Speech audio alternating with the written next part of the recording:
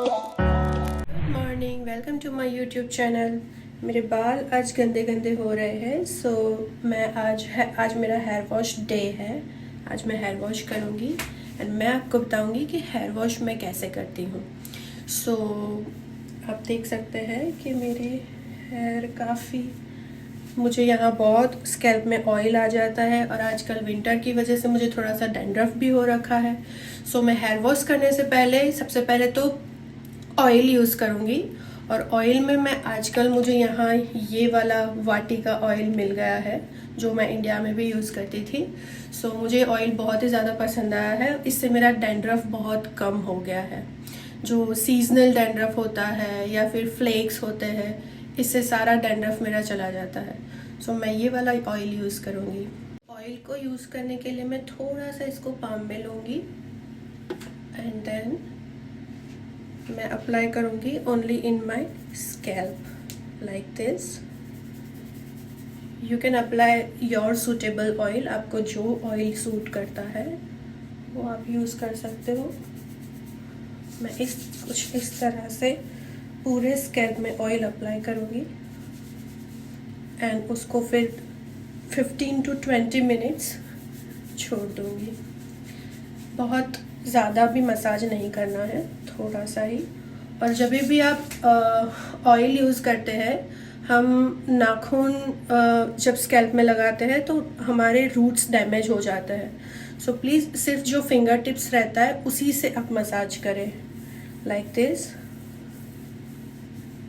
In circular motion. उसके बाद जब हमारे हाथ में थोड़ा सा ऑयल बच जाता है, उसको मैं एंड में यूज़ करूँगी।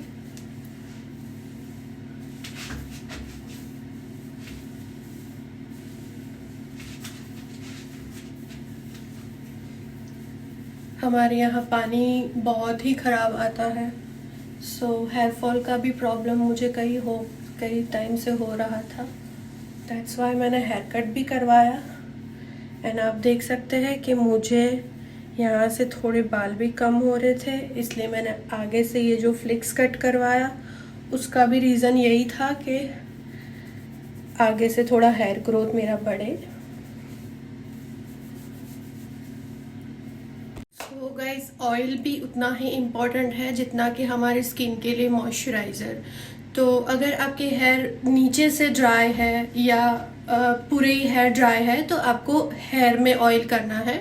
और अगर आपका स्कैल्प ड्राई है, फ्लेकी है या डैंड्रफ हो रहा है या कुछ भी प्रॉब्लम्स है, ड्राइनेस आ रहा है, इचिंग हो रहा है, तो आपको स्कैल्प में ऑयल करना है। मैंने 20 मिनट्स के बाद शैम्पू किया। मैंने शैम्पू के लिए मैंने दो ब्रांड्स दो शैम्पू यूज़ किए। सो फर्स्ट मैंने अपने स्कैल्प के लिए, क्योंकि मुझे थोड़ा सा डैंड्रफ हो रहा है बिकॉज ऑफ वेदर, क्योंकि विंटर था, तो मैंने ये सेबामेड ब्रांड का एक एंटी डैंड्रफ शैम्पू है ये। तो मैंने ये वाला शैम्पू सिर्फ अपने स्कैल्प में यूज़ किया। एंड फॉर माई हेयर ये वाला shampoo this is from L'Oréal professional. L'Oréal में एक कंज्यूमर रेंज है, एक प्रोफेशनल रेंज है। प्रोफेशनल रेंज आपको सैलॉन्स या फिर ऑनलाइन या फिर नायका वगैरह कोई भी ऐप से आप मंगवा सकते हो।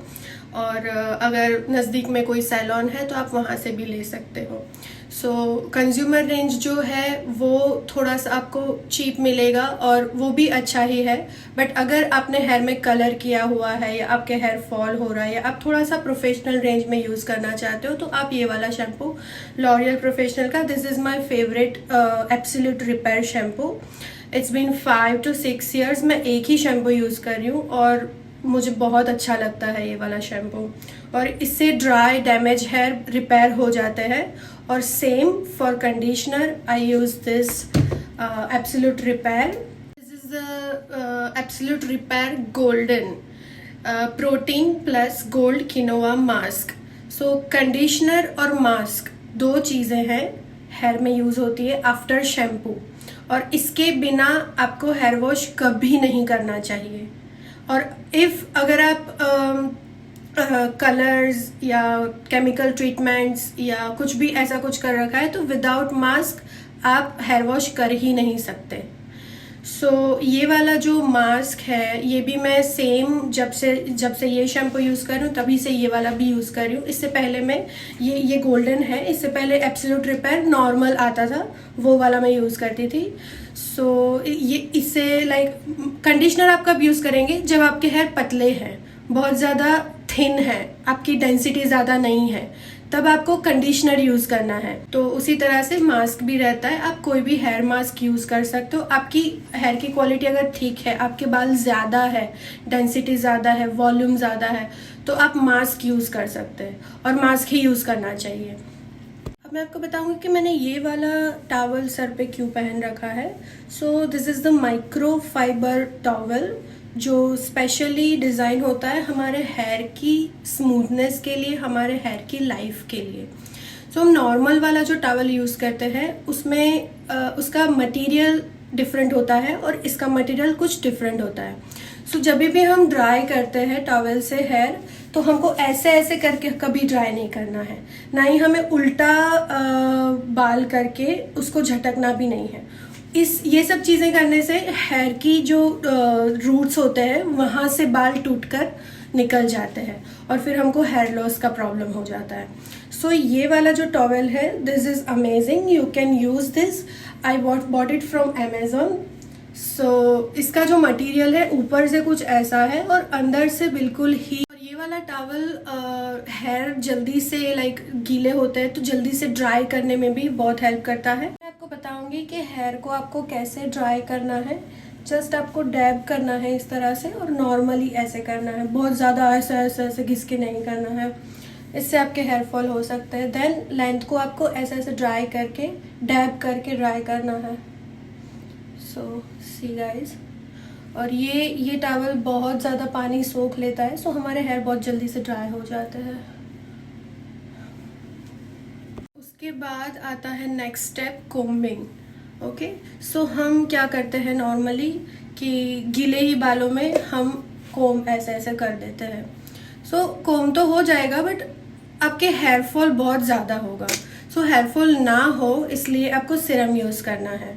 मैं सीरम यूज़ कर रही हूँ, ओनली 2 ड्रॉप। उसको आपको ऐसे ऐसे करके पाम में थोड़ा वार्म करना है, देन सिर्फ लेंथ में यूज़ करना है। Serum is not for scalp, you just need to use it in your hair length like this. आप देख सकते हो कि मेरे बाल में बिल्कुल भी टैंगल्स नहीं है, बिकॉज मैंने अच्छे से मास्क यूज़ किया, अच्छे से सीरम यूज़ किया और मैंने अपने बालों को अच्छे से ड्राई किया है। Dry it means towel dry, अभी मैंने ड्रायर यूज़ नहीं किया है। सो नेक्स्ट स्टेप आता है कोम्बिंग। सो हम कोम्बिंग में भी यही मिस्टेक्स करते हैं कि हम आगे से स्टार्ट करते हैं और ऊपर से स्टार्ट करते हैं। कोम्बिंग हमेशा नीचे से स्टार्ट करनी चाहिए। सो नीचे से बाल डिटेंगल होते होते ऊपर तक आके वो बिल्कुल ही डिटेंगल्ड हो जाते हैं। सो यू कैन सी एक ही बार में मैंने इसको डिटेंगल्ड कर दिया। इसी तरह से हमें पूरे हेयर को डिटेंगल्ड कर देना है। And this brush is from Tangle Teezer, this is specially for tangles. So इसके प्रेशर्स बहुत ही सॉफ्ट है। दैट्स ऑल्सो इम्पॉर्टेंट कि हम क्या कोम यूज़ करते हैं। आप ये वुडन कोम यूज़ कर सकते हैं। आप स्पेशली कोई अगर आपको मिल जाता है कहीं से तो आप स्पेशली टैंगल्स के लिए जो कोम्स होते हैं वो आप यूज़ कर सकते हैं। सो मैं ये वाला कोम यूज़ कर रही हूँ एंड ये तकरीबन मेरे पास 8 सालों से है और इसको कुछ भी नहीं हुआ है। ये इसका costing something 1200 from Indian rupees and अगर यहाँ कहीं से लेती हूँ मैं तो मुझे 10 या 12 यूरो में ये मिल जाता है। जनरली वेट हेयर में कोम नहीं करना चाहिए, बट मेरे हेयर कलर्ड है और मैंने ट्रीटमेंट भी करा रखी है। सो कलर्ड के टाइम पे उन्होंने ब्लीच वगैरह भी यूज़ किया था। सो मुझे ये है कि जब मैं वेट हेयर में थोड़ा सा this comb is specially for wet hair, so ये यूज़ करूँगी तो कोई प्रॉब्लम नहीं है। अगर आप नॉर्मल वाला कोम यूज़ करते हैं तो आप अवॉइड करें कि आप ड्राई हेयर में ही कोम करें, हेयर को ड्राई होने के बाद ही कोम करें, वेट हेयर में कोम ना करें। उसके बाद मैं यूज़ करूँगी ड्रायर, बट वो भी मैं डेली बेसिस पे यूज़ नहीं करती हूँ। मैं ट्राई करती हूँ कि मेरे हेयर नेचुरली ड्राई हो, बट यहाँ विंटर और ठंडी इतनी ज़्यादा है कि अगर मैं ऐसे बालों से बाहर निकली तो मुझे सर्दी हो जाएगी। सो मैं मेरा स्कल्प ड्राई कर लेती हूँ थोड़ा सा 20 to 30%, एंड देन उसके बाद मैं नेचुरली ड्राई होने के लिए छोड़। सो हेयर ड्रायर यूज़ करने के लिए भी आपको डिस्टेंस मेंटेन करना चाहिए। सो मैं यूज़ करूँगी इतने डिस्टेंस पे मेरे हेयर, और मैं बस ऐसे ऐसे करके स्ट्रेट हेयर ड्राई करूँगी। हम अगर ऐसे ऐसे करेंगे तो बाल फ्रीजी हो जाएंगे वापस।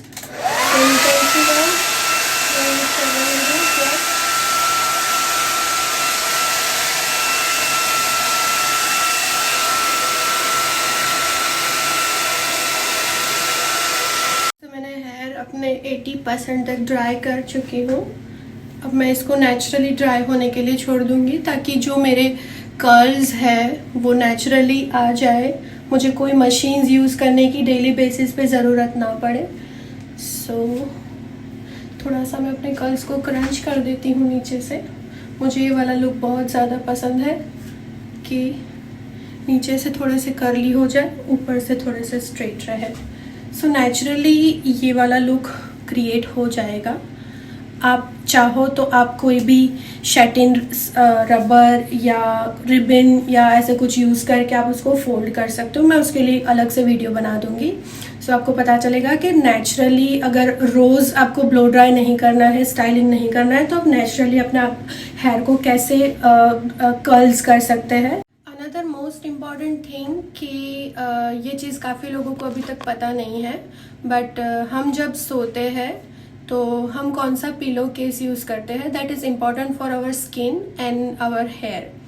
हम मोस्ट ऑफ द टाइम 24 घंटे में से 8-9 घंटा सोते हैं, तो हमारे हेयर हमारे पिलो पे रहते हैं, तो उस पर रब होने की वजह से भी आपके हेयर ड्राई, डैमेज और स्प्लिट एंड्स का सबसे मेन रीज़न जो है वो यही है। और लड़कियां खुले बाल रखती है जब भी, उनके कपड़ों से भी अगर बैक से भी आपके हेयर रब होंगे ज़्यादा टाइम, उससे भी आपको हेयर स्प्लिट एंड्स हो सकता है। सो मैं यूज़ करती हूँ ये वाला सैटिन पिलो कवर। सो ये मुझे कुछ अमेज़ॉन से 6 यूरोज़ में मिल गया। मैं डिस्क्रिप्शन बॉक्स में आपको लिंक भी शेयर कर दूँगी कि कहाँ से किया है। And this is most important for our skin also, क्योंकि हम जब सोते हैं तब हम अगर साइड स्लीपर्स है तो हमारा स्किन ऐसे सोने के टाइम पे ऐसे हो जाता है। तो अगर इतने सालों से आप ऐसे ऐसे ऐसे करके फेस को दबा के सो रहे हो, तो आप सोच सकते हो आपकी स्किन का क्या डैमेज हो सकता है। यहाँ पे आपको सबसे पहले रिंकल्स आना शुरू होंगे। अगर आपका पिलो केस आपने वीक में, या मैं तो 3-4 दिन में चेंज कर देती हूँ, वॉश करके उसी को वापस लगा देती हूँ, बिकॉज अभी मेरे पास ये वाला एक ही है।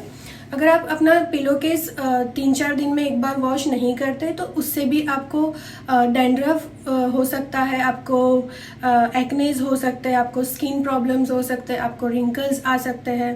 तो ये सारी चीज़ें, छोटी छोटी चीज़ें हम अगर ध्यान रखेंगे तो हमारी स्किन और हेयर बहुत ज़्यादा हेल्दी होंगे।